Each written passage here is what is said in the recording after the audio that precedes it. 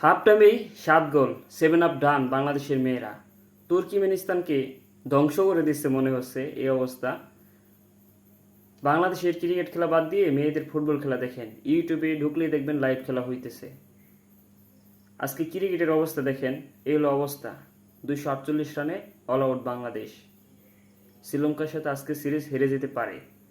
এই খেলা বাদ দিয়ে বাংলাদেশের খেলা দেখেন, মনটা চাঙ্গা থাকবে। বাংলাদেশের মেয়েরা অলরেডি এশিয়ান কাপ নিশ্চিত করছে। বিশ্বকাপে চান্স পেয়ে যেতে পারে বাংলাদেশ। এশিয়ান কাপে যদি সেরা 6-এর মধ্যে থাকলেই বাংলাদেশের বিশ্বকাপ নিশ্চিত।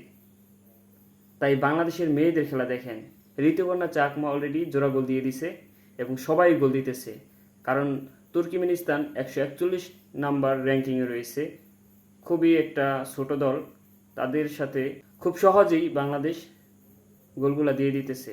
তাই বাংলাদেশের মেয়েদের খেলা দেখেন, বাংলাদেশের ফুটবল এগিয়ে যাবে।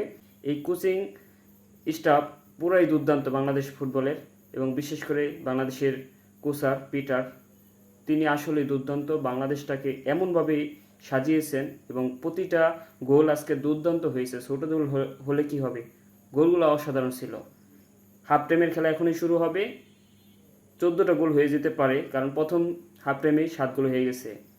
বাকি হাফ টাইমেও কিন্তু 7টা গোল হয়ে যেতে পারে। তাই খেলা দেখেন, বাংলাদেশের ফুটবল, ক্রিকেট দেখার দরকার নাই।